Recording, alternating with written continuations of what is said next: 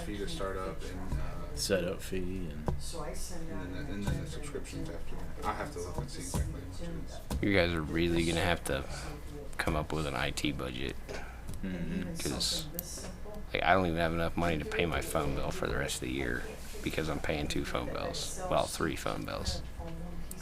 Oh yeah, because you're paying for the old system and the new system. And the cell phones. So Quentin gave everybody a cell phone, and now we don't have enough money left to pay the cell phone bill. So we gotta budget for all this stuff. Yeah. I think she's. Hey, Yeah. you have a chair up here. And I feel really stupid. Yes, you don't get to vote, but you get to sit up here. Then they can point that one at you. No, you can sit there. However, I'm just teasing you. Traditionally, your counterparts felt they needed to be on a higher horse. Oh, okay. You can be on whatever horse you want to ride. I have a camera on it, so I can. Yeah, see, there's one right here. It's got a robot in there. You go, woo! But you know, if you want to slip me a There you little go. something, somebody else's head on your mind. So hey, we'll work on the budget together. But I'm just In that Vector Solutions, you plan on taking. It's going to be like all our sexual harassment training and ethics. And I think it's the avenue Denise is heading with it. So. right. My challenge is Hi. ODOT provides that to us included with our taxes, and we can use it for free. And Jesse. I just have a little bit of beef with that we didn't have more of an opportunity to vet that. Like you are the public. Yeah, well, Because yeah, we don't know what it's going to cost, and but the other person's not here for that. you know, it just rolled Excellent. out. So you're the I'm person. So- I love it. I think it's probably a great idea because nobody does any of those trainings, especially Terry. Yeah. Hello. Hey. Hello. How's it going? Well, pretty good. Been a little bit busy this summer. Work and then, You're building stuff. well, superintendent left. Oh wow, I didn't hear that. Yeah. Yeah, so it's been a little crazy. So you like acting commander over there or I something? felt like it, yeah. Actually, I should be getting superintendent pay for at least like a month. Nice. Yeah. Well, that's a lot of stress. Yeah, it was not. I think parts of it'll be good, but it just was like unexpected. So Yeah. this summer when there's actually a lot going on at the school in the summer, even though people don't realize it, because there's just a ton of staff turnover and lots of financially, it's like our busiest time. So I know when I was working with Bill Cedar all the time, I think last summer they had to hire like 35 or 38 people, and it was basically like every day interviews. Just yeah, and we still don't have positions filled, and so and then I've got people just trying to get them to fill out all their paperwork and getting them in our system, and then all the people who leave, they need employment verifications filled out and sick leave transferred, and just yeah, a lot of just like paperwork and making sure that everything gets done right. So, yeah. Then we went on vacation, so now I'm back. it's more stressful to come Always back. difficult because you realize how much piled up. Yeah. while you're Everybody's like, gone. well, I could have checked this box on this form, but I was worried about it, and I thought I should wait for you to do it. Right? Yeah. We get that Yeah, one. lots of. I just wanted to check with you first, or can you just look at this? Like, I was telling her this some of those are like super important. Most of them probably not at all. Yeah. Well, it'll be exciting. Did you guys go away this summer? Yeah, we went to northern Germany and Portugal. We had an au pair. It was like the kiddo's first au pair, and so he lives in northern Germany and works in like a daycare, and he got married, and so we went to see him and like ran around northern Germany, and he took us to all the like most German restaurants he could find, and it was really fun. And then Portugal was really fun. I tell people it's like I get it why people get off the plane and kiss the ground. It's like they've been traveling with their kids. So like 17 straight days, 24 hours a day with the kids is a lot. I mean, you know. Yeah, last summer we drove to California, so we were gone for, it was a little over 2 weeks. Yeah. So it was a lot of time in the car. Yeah. You know, How did they do? Fine. oh, they did pretty good. They on the way back, they were, you know, it was like you could tell they would have probably made it 15 days. You know, you could tell like the last 2 days are like, we're done, we're ready to be home. And so, you know, they were just That's impatient. how we were last summer. Like the last 2 days were just miserable. 'Cause Yeah. like we weren't doing any more sightseeing, and we just like wanted to get home. So, I don't know where the boss is, but two's a quorum. So, yeah, we were. It was nice. It was good to get out of town. Are we ready? Okay. Let's call the August 3rd, 2023 Utility Commission meeting to order here in the major metropolitan area of Mount Vernon, Ohio. Has anyone looked at the, let's see, we better call people, make sure we're here, since some of us aren't. Mr. Bull, Here. Mr. Zick, Bueller. Mr. Reinhardt, Present. Mr. Miller, Ms. Busenberg. Here. All right. We have a quorum, which is, well, I guess there's 3 of us that can vote. So thanks to Ms. Busenberg. Do we have minutes? I think they were emailed out back a while, right? I believe so. Yeah, I didn't print them, so. okay. I do not have. Do you I can have- go print them? Did you have I could entertain a motion or we could print them. I cannot make a motion.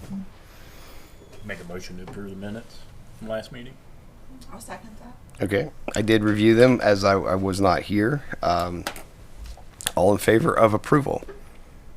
Aye. Those opposed? Minutes are approved. All right. Adjustment journal. Thanks for our water department billing office for producing this.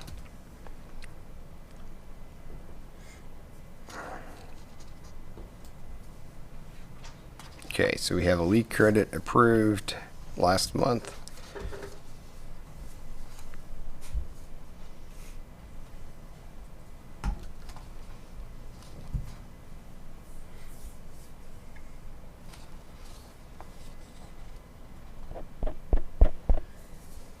Yep. All right. Do we have a motion or? I'll make a motion to approve the adjustment journal. I'll second that. All right. Any discussion on the adjustment journal? Looks like a lot of these things have, been approved in standard business. All right. All in favor of approval of the adjustment journal? Aye. Aye. Aye. Those opposed? Motion passes. One administrative note, I would put the date of it on top, so when it's in the records, we will remember what month. Well, I guess it has it on the side, but In the record, it does have it. That was a photocopy. okay. Usually I see that. Just cool. All right. New business. Wastewater system flow monitoring. Guess we can generally just talk about it. I don't know that we have a motion per se. We have experienced, we're kind of, you guys are monitoring inflows of the plant, we're seeing an increase in clean water, what we call INI, into the plant. So we've discussed purchasing some flow monitoring sensors, which would be mounted temporarily or permanently in manholes, kind of splitting our sanitary collection system into maybe 5 or 6 zones. I got a quote to do 3 months of flow monitoring for 5 zones, and that was over $50,000. I don't know. We talked about it. It seemed more sensible to just buy the equipment and use it ourselves, because 3 months doesn't really give us a what if it's like June, July, and August, or what if February is a dry year? It doesn't really give us an idea of what we're doing. So I think we'll see. We've assigned that to Sherry to research. Those She's are looking into it. I think she come up with the type she's looking at. It's right around 8,000 a unit. So yeah. So 8,000 per unit versus 50,000 for 5 units for 3 months. Seems like the economics are there for us to purchase this. This may be something that can be integrated with a computer system upgrade at the wastewater plant, where these could be beam information back to the plant in some fashion. The problem we have, we're exceeding 12 million gallons of inflow during rain events. What's our average flow on a regular, like today? about 3 million gallon, 2.8 to 3 million. So that's a lot of pumping, a lot of wear and tear on equipment. And if we exceed 12-ish, we end up bypassing, and that creates reporting to the EPA. And eventually we establish a pattern of bad behavior and get letters and orders. So to avoid letters and orders, we would want to try to close up some of the holes that are forming in our collection system. The problem is now we don't know where those are. We have a feeling that the south end of town is in good condition because it's the newest part, and the north end is not the newest part, but that's still a large area to work on. So putting these flow meters out would be help us figure out where we should spend our limited resources. I don't think we're ready to vote on buying them or anything. They're just We're still researching, to make sure we can get the best units for what we need. So. great. Now that Rob's here, we can talk about our private stormwater. I apologize for being late. I got caught on a call and No, you're fine. at You the time don't. I was like, oh shoot. You don't get to vote on the minutes or the adjustment journal anyway. So, this I guess could be. We'll try not to have this as a long history. We could, I guess. The Clean Water Act was enacted in the 70s, along with the National Pollution Elimination Discharge and other rules about the environment and flooding. These were targeted based on Ohio for the Cuyahoga River catching on fire and other industrialized things that happened. So, rolling out of that in 1985, the city adopted a stormwater ordinance, and after that adopted floodplain regulations. The idea that a city subdivision, being industrial, commercial, or residential, creates a water discharge that is considered by the common law and the rules of the United States as unreasonable. So it is excessive, unreasonable, if I'm using the right words, Rob. Close, okay. So the downstream person is to receive water from their upstream neighbors in a reasonable fashion. Very well defined if you're a farmer and you have a drain tile or a waterway or something. That is pretty well defined. The more urbanized settings where you have a lot of asphalt, a lot of pavement, roofing creates hotter, faster, larger water leaving those sites because there is less infiltration and the water is moving faster over the roof or the asphalt, creating a higher peak. So it's the same amount of water hitting the ground, but it's leaving all at once from the site. So that created the need to the EPA's guidance, which we are, I would say they use the word guidance, but it's actually permits and directives are the direction that the state of Ohio chose to take and that the city adopted is the stormwater retention, detention, ponds, basins, whatever you want to call them. Private stormwater systems. Yeah, and then the way the rules were written, those became the developer had to build the site, build the ponds, and those were private.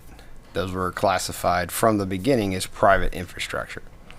If you live in Mr. Ruckman's neighborhood, the idea of flooding is handled by a levee, which from the beginning was public infrastructure. So that is a different piece of infrastructure, similar purpose to stop flooding. But the stormwater ponds were intended and largely are private and part of the subdivision. So then along with that, the EPA mandates it, and then the developers, everyone has to react to that. So most of the, I don't know if it's most or not, I'll say subdivisions in some cases created an HOA. HOA became responsible for common properties, and that included stormwater.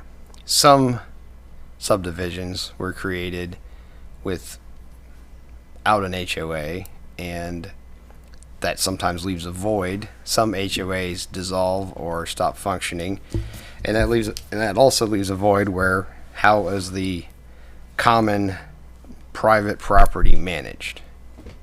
Mostly some subdivisions that's only the stormwater, some that's the roads and the swimming pool and the other features that are common property. So what we have in Mount Vernon is we have several subdivisions where those original intents by the developer and the EPA and the city to, hey, this is your common property, you need to manage it, has fallen away, and we have more than one subdivision that isn't managing their private stormwater facilities. So 2 of those received letters. I don't know. Should I say anything else? I'll leave it to Rob at that point. Well, in general, this applies only to new subdivisions created after the enactment of the Clean Water Act, the National MPDES system, things like that. So it doesn't apply to older developments, only the new ones. And it basically says that you're required, when you build, that you're required to make sure that the water leaves your new development at the same rate it did before the development occurred. So basically the people who are downstream getting water from you at a certain rate will still get water at that rate. And how you do that is through the creation of the private stormwater systems. And the city's original rules required the creation of these private stormwater systems. There weren't good, we didn't have good tools to track them and to make sure that the developer was doing what they needed to do to make sure that these private stormwater systems were being kept up, were being maintained, and that the people who lived there knew that they were required to do this. At least for a number of years prior to my joining the city, Mr. Ball's joining the city, and Aaron's joining the city, the city went and they did a lot of cutting and some other basic maintenance for a number of these private systems. When I learned of it, I told the previous administration that they needed to stop because these were private systems and they needed to be maintained by the people who were supposed to do it, the people who benefited, the owners, because their houses were only built were the unit, like, we haven't had issues, I think, with any of the industrial or the commercial customers. It's generally when you have a diffuse number of people in a housing development where the developer has not really well communicated to the people who purchased that your house was built because of this, and because we have this system and you need to maintain it. And that's where a lot of the struggle has been, is getting people to understand that this is a requirement, and we now understand that the developer did not tell you this, but it's still the law. You know, we're engaged in litigation with the Knox, involving the Knox Cattle Company Dam out there off of Yager Road and the Landing subdivision, where they built a very nice pond behind an earthen dam that served as a very nice water feature, but also their stormwater system. And so that's in failure. And so there's significant litigation with the Ohio Department of Natural Resources. We have sent notices to the two of the other subdivisions that have private stormwater systems. Compass Point, which is Latitude and Longitude Drive, and then the other one off of 229,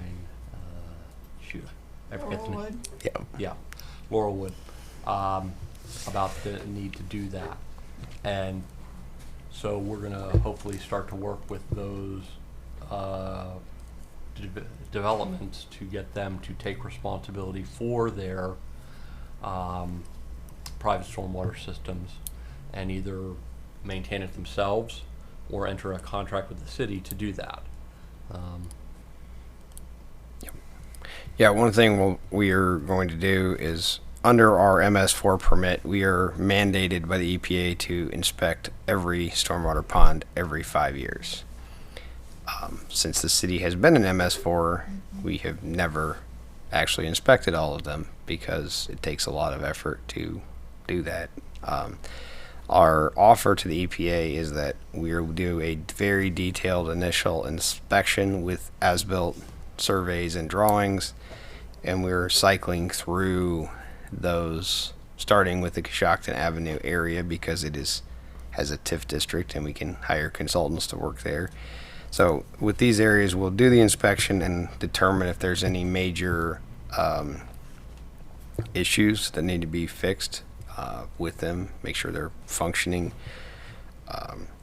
That's something we're going to do this fall for the two subdivisions. We did that for the Knox, the landings where the Knox Cattle Company Dam is. We have surveyed those and evaluated them to determine if, because one thing we don't know is if we don't know if the developer actually built them to the standards. So that's what we are going back and checking those, because they may be larger and they may be smaller. So far, everyone that we've checked has been at least to the minimum size or larger, but some of them have pretty significant deficiencies. The ODNR ordered emergency repairs to the Knox Cattle Company Dam that were conducted last, 2 Novembers ago. So, And then we've done other emergency repairs since then. yep. So, what we try to tell people is that dams and stormwater systems are not a fine bottle of wine. They do not get better with age. All right. I'm sure we'll have a lot more discussion on this, but Yeah, especially now that the letters have gone out, we expect that. I don't know to what extent the city, I haven't talked with Todd or the mayor or Rick to see if we've gotten much feedback from those, but I expect at some point we will. as our representative of one of these neighborhoods, go ahead. So I received my letter yesterday. I was aware of the situation ahead of time. Actually, in our neighborhood, we had had discussions about why it hadn't been mowed. And then it kind of came out publicly why it hadn't been mowed. So I kind of put that all together and then communicated. I don't directly live next to it, but I live in the subdivision.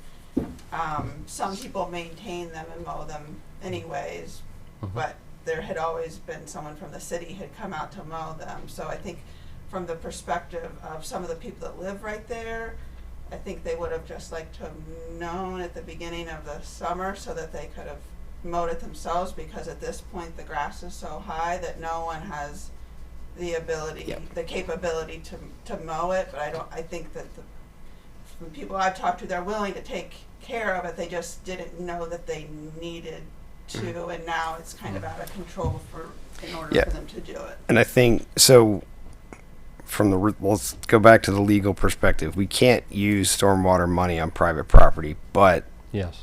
Rob and the mayor have worked something out for this year.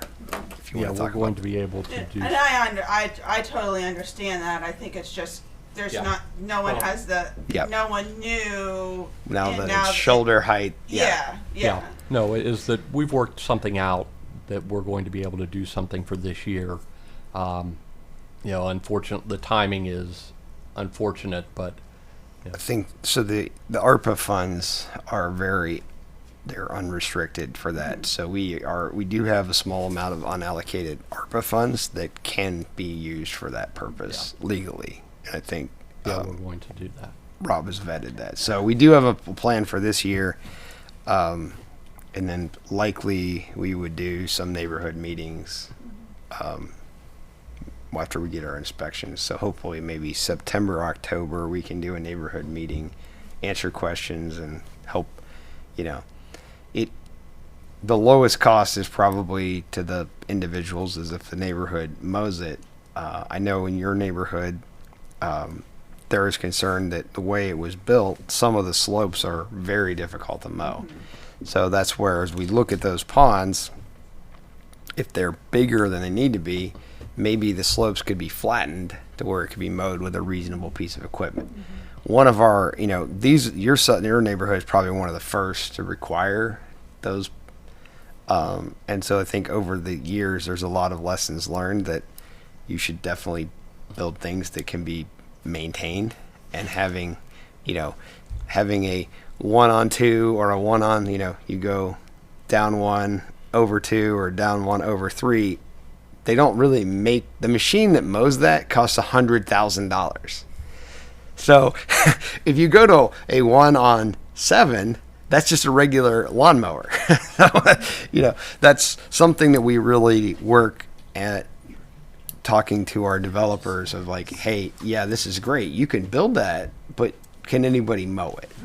And that's something that's gotten missed, particularly in your neighborhood. There are some really steep slopes where you're like probably looking at, soccer cleats and a weed eater to be able to mow it. Yeah. So, At least parts of it. Yeah. For sure. so that's something I think Rob and the mayor have worked really hard on, and we'll have a lot more to talk about. Yeah, once we have the survey, once Brian and his team finish the survey, it will allow us to say, this is the state, this is what we might be able to do to go forward, especially to make it more easier to maintain. And inspecting them is something we're required to do. So that's not something we're going to build a subdivision for. That's required. No, it hasn't been. I'll look at city council over here. It hasn't been funded for a long time, but now that we have staff, that'll change. Other questions? And we can use the stormwater funds to do that. Mhm. Yeah. Yep. What other, I think probably the mowing is the obvious, maintaining. What other maintenance type of requirements are there, or is that what the study will? Yes, I mean like there's like an outlet, so you usually have a low flow and a high flow outlet. If those are made out of concrete, like making sure they're not cracked. Then when the pipe, you have a concrete structure with a plastic pipe, there's a joint, making sure those joints aren't cracked. Making sure, at one point the township was filling it in because they didn't know what it was. So they were using it as a disposal area. So just making sure it's the right shape and that the piping, because what you wouldn't want it, the purpose of it is to prevent downstream flooding. So if you have this structure and then the pipe has a hole in it and the water gets around it, then you could be causing, in a certain rain event, problems downstream. So that's just making sure it still does what it's supposed to do. The EPA has like a checklist, and we thought that was probably a little too much to include in the first letter. So Yeah. We'll go Once we through get that. the survey done, we'll be able to talk much more expansively about what needs to happen and where we go from here. because the the east pond, when the water comes in, there is some erosion. There's like a concrete spillway that has erosion, and I know that's probably needs a little bit of help. So, great. All right. Flood levy study kickoff. So, a lot of this is in the Mr. Ruckman's district. Over the years, we've had a lot of conversations about the levee. The levee starts at just south of Tilden Avenue and goes to about Norton Street, and it picks up Memorial Park and goes to the wastewater treatment plant. There is a section of levee parallel to Columbus Road. A very small piece of that is in the city. So we have several sections of levee. If you're interested, you can search the U.S. Army Corps of Engineers and then look for the levee map. There's a national dam and a national levee inventory map that is co-managed between the Corps and FEMA. You can see those on their websites. So the July of 2009, the levee was decertified by FEMA and the Corps of Engineers for not meeting the federal standards of a flood reduction levee, also known as a local protection project. So once it was rolled out of the federal system, if you lived behind the levee in an area that could be inundated by the 100-year or 1% annual flood, you were required to get flood insurance if you have a loan to a bank that has, look at Rob, that has the FDIC certification. So if you borrowed money from your neighbor, you wouldn't have to get flood insurance. But if you borrow money from any type of bank, you would need to get flood insurance. We've had, the mayor had a neighborhood meeting. Obviously, the last city council, lots of discussion about the situation with the floodplain and trying to figure out a way to, one, reduce the risk of flooding, and two, reduce or eliminate the need for flood insurance. So what we've done, the panel that evaluated the allocation of the ARPA funds had voted to spend about $25,000 toward the flood study. With the recent public interest, the mayor has agreed to allocate about $35,000 that was originally to deal with water in the parking lots of Memorial Park. Add that to the flood study. We're also going to kick in some stormwater funds. We'll probably have to transfer funds between accounts for that, but we are working to get we promised city council that we would sign a contract. So we have a contract for the survey work of the bridges in town. So we're going to survey all the bridges, determine the open area in preparation for running a full-scale computer model to determine what the flood is based on today's FEMA standards. And then we will compare that to the flood model that FEMA ran with the Corps of Engineers in 1974 and 1975 to give us a feel of, if FEMA were to update the floodplain mapping, where would the elevations be based on the rain data that is, in the records and the current methods for forecasting rain.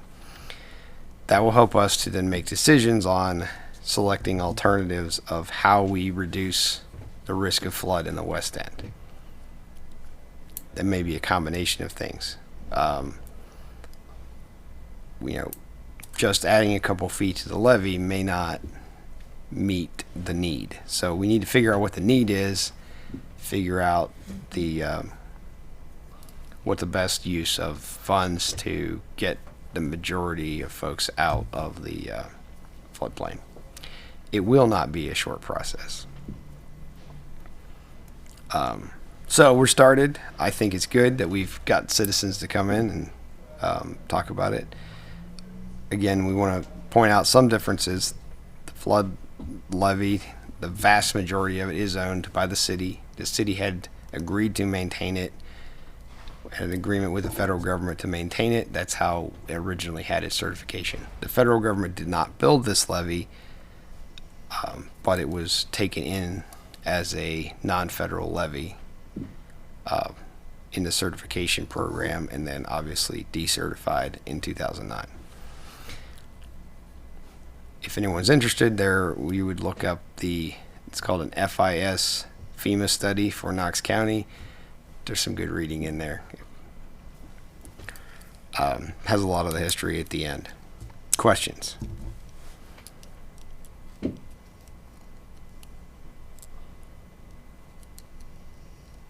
Okay.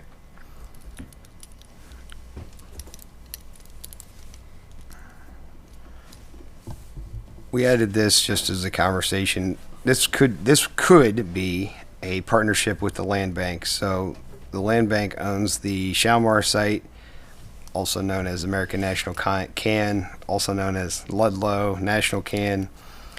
The Madison Street drainage, we've had some flooding at the Shell McDonald's because of undersized pipes. This area has basically no stormwater retention detention because it was built before the rules. So it's a large watershed. Part of the idea is if the Kokosing River is going to flood, we could build a bigger levee. We also could, inside the levee, we could build some regional stormwater assets that could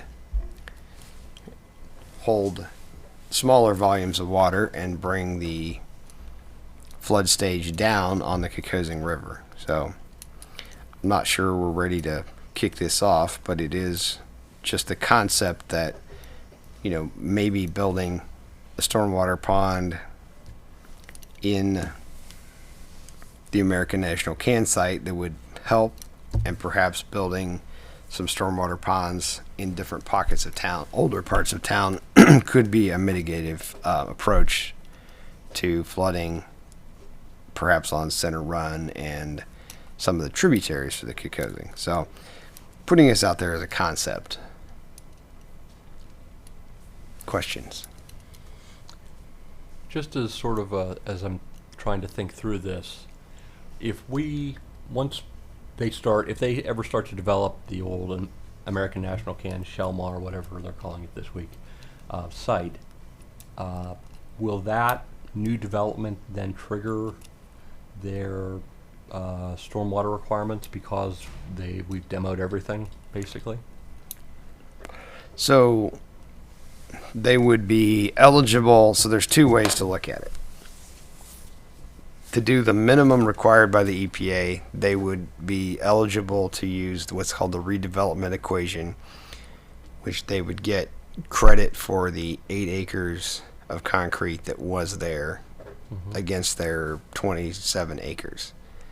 So they would be required, if they add more than 8 acres of concrete back or impervious, they would be required to construct stormwater retention, detention, infiltration. Okay. If they would like to get a credit on their stormwater bill, then they would need to treat the site as a greenfield and then construct stormwater facilities for 100% of the impervious area. So in our stormwater utility, we created incentive to bring it up to the current standards and not use the redevelopment equation. So we're working with the Knox Area Transit. They are building 2 facilities on sites that had significant impervious area, but they're designing it to use the development equation instead of the redevelopment, so they would qualify for that discount on their monthly utility fees. So it's a little bit of an incentive that the city council was included in the ordinance. Okay. Now, if it's something where if a developer is interested and we could partner to say buy up and make that even a slightly bigger to where it could handle some of the inflow from the neighborhood that was built long before the Clean Water Act. That's a partnership that I wanted to put out there. There are no pending developers for that site, but Yeah. something to think about if we're interested in, because it may then help us or not, because we haven't run the model yet with the flooding downstream in the West End. Questions?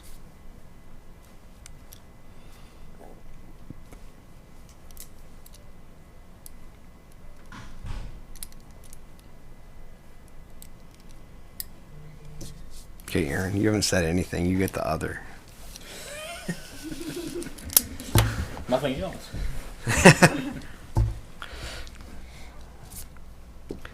Well, we just for an update, we did kick off budget season for the utility on Tuesday, so soft start to budgeting.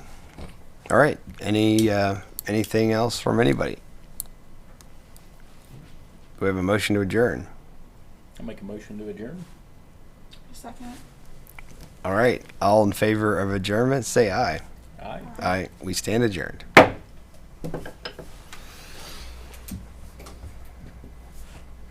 feel like I did my own TED Talk. Thanks, John. You're a nice guy.